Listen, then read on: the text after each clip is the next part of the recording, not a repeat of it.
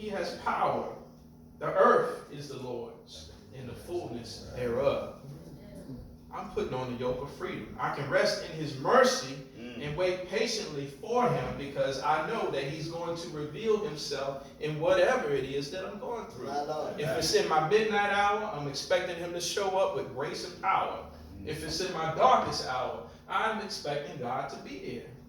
It says, in his presence there is fullness of joy. If I don't get nothing else, I'm going to get some joy out of whatever it is I'm going through. I'm going to get some peace because I'm going to find myself in the presence of the Lord.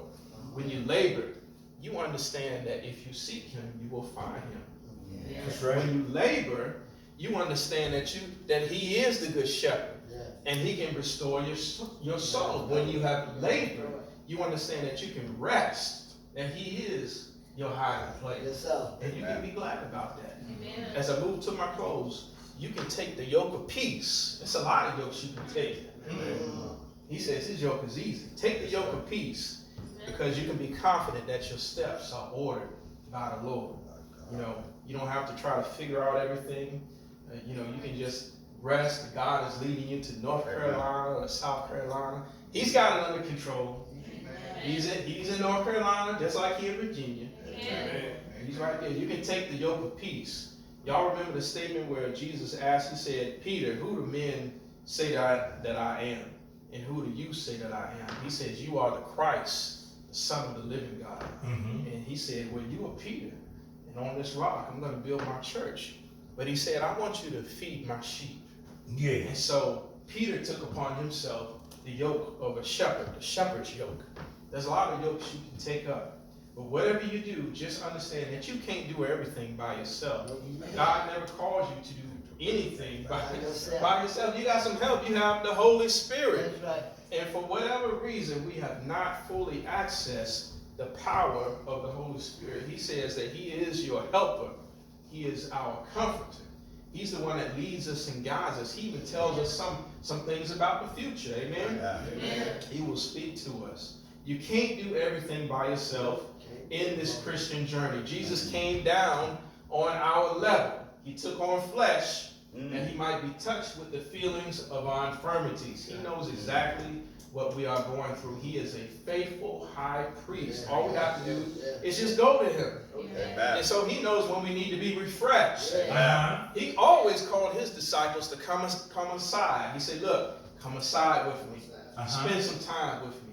Get away from the multitude. Get away from the crowd. And when you look at Christmas, that's the opposite of what we're getting ready to do. We're getting ready to go into the crowd. We're getting ready to go with the multitude. We're getting ready to fight and kick somebody and knock somebody over so we can get in there, right? And get a toy. Get that tippy elbow. We gonna run somebody over.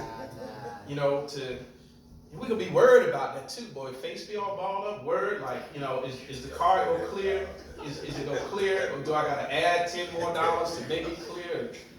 See, Deacon, he can, all I gotta do is call him, and he gonna have me right there. He gonna have me. He gonna have me. I say, Deacon, man, this might not go through. It might not go through, man. You want to get past this stuff. He says we need to be refreshed. Do y'all know the real meaning of Christmas?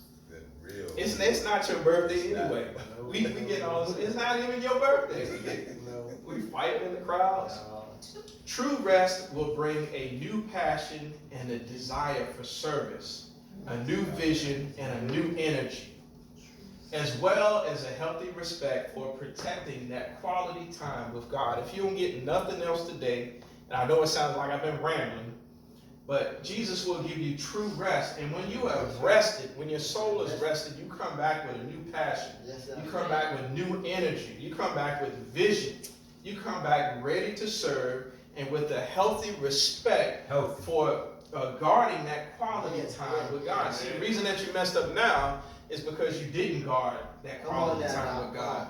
And so you got off balance, you got out of whack, and you got messed up. And so therefore, we can cast off the yoke of care, all of you who are heavy laden, and take the yoke of rest and sweet communion. And if you don't learn anything else, we need to learn that He can carry us like footsteps in the sand. Woo! He can carry us like footsteps in the sand. You won't even know that you're floating over waves that try to carry you off into the undercurrents of life.